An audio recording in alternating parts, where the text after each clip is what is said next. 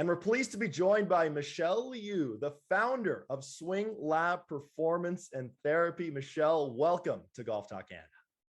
Thank you for having me on the show.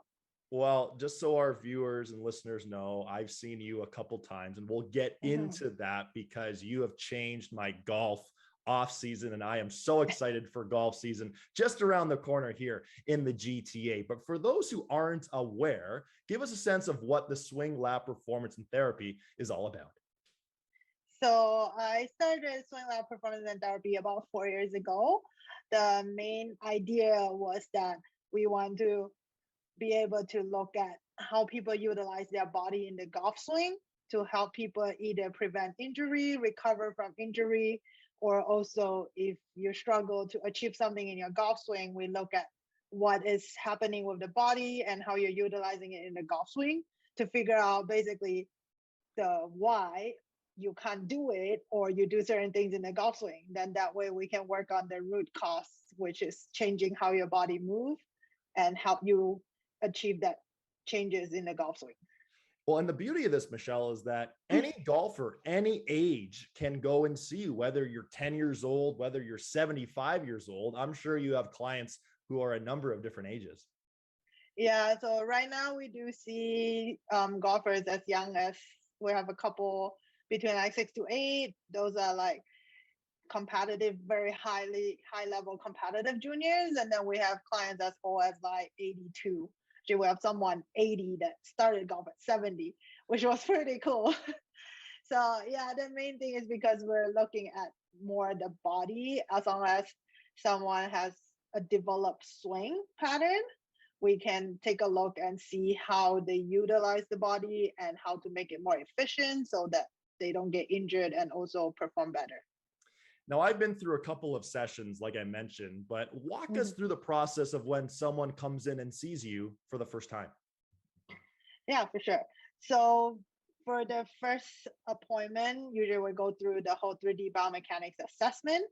And we will start with a comprehensive head to toe physical assessment, looking at your mobility, how the joints move, your range of motion. And we do neuromuscular testing to see how the muscles are firing, the major ones we need in the golf swing, if they're working or not. And we also go through some tests to see how you control motions when we're loading the hip joints and the different joints in the body.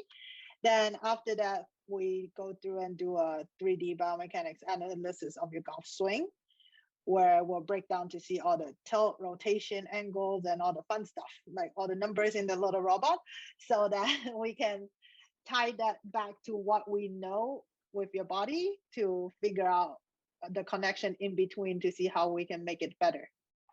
And so that's where you see how you can make it better. So after the first assessment I went to, you sent me, I believe it was 7 or 8 different exercises to help mobility, flexibility, and strength. But these aren't your typical, squat, deadlift, bench press. These are exercises built directly to enhance your golf swing, your core, your legs, your hips. So they're not your typical exercises, but they're exercises specifically for golf, correct?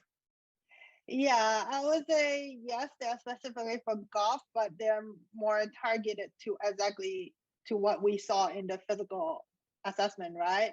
So sometimes we get people where they don't necessarily have a mobility issue in the physical problems, but then they have the range of motion, they just don't know how to control, how to move that in the golf swing. Then the exercises will be different, and people that are restricted in mobility, they will have to regain the mobility first, depending on what the cause is. And then from there, we progress into strengthening. Yes, but like you say, is not the typical strengthening exercises you see. At the beginning, you don't really need a lot of resistance or weight training. Is more getting the right muscles to work, and it can be pretty tough on people. Well, it can certainly be pretty tough on people, but I feel personally that as a taller guy, it's helped me, not on the golf course, just in terms of how my hips are feeling, how my back is feeling, which is a great thing, which I'm super excited about. But for the common player, is the back and hips, is that where you see the most tightness and need for improve, or is it somewhere else in the body? Definitely the back and hip are one of the most common spots. I would say the most common we see, number one, is definitely where the spine go into the pelvis, that junction, where most people struggle with having enough mobility there just because people sit a lot nowadays, right? And then the other thing that we see a lot is upper spine and shoulders. Same thing with people being on computer and phones a lot more, that the spine gets stiff and the muscles in the upper back a lot of times don't work properly, which restricts how people move their shoulder and rotate the upper body in the golf swing. So those two would definitely be the most common one that we see. Well, and another really cool thing about your facility is that, yes, there's this great space to do a bunch of drills, some cables, all these different strength training specifically for golf. But there's also a golf simulator, so you get to hit balls. What's it like for you Yes. and your staff to have that ability to have a client come in, spend the first half of their assessment, getting worked on, getting some new drills to do, and then actually getting to watch them hit balls? That's got to be great for you guys and great for the client too, to take some of the changes that you've implemented and see if they pay off. Yeah, for sure. So I insisted on we having the simulator because at the end of the day, if we work on the body and the body started moving better, it's hard to know if it translates into the golf swing until we work on that part. So like after the assessment in the follow-ups, what we do is we will do a combination of manual therapy, corrective exercise, strengthening, and then we spend like the last 15, 20 minutes working on it to translate in the golf swing, so that if you learn how to move and stabilize your hip a certain way, we want to make sure you can do it while you are having the club in your hand as well, so that you can go play. When you go play, it's better. Well, I've enjoyed my first couple of sessions with you, Michele, and I know all of our listeners tuning into this right now and people watching this too will as well. Where can people find more information on the Swing Lab Performance and Therapy?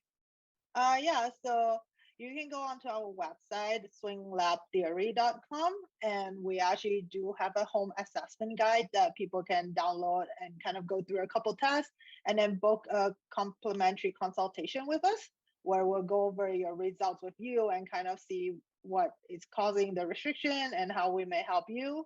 And you can also find us on Instagram at swinglabto, and I think, yeah, and Facebook. Facebook is Swing Lab Performance and Therapy. Well, Michele, like I mentioned, I've really enjoyed the first couple sessions I've gone to. I know TSN Radio Program Director Jeff McDonald's also been very high, very keen on his experience Yes, with you been so here. far. Definitely. Thanks for your time today, and we'll talk to you soon. Thank you.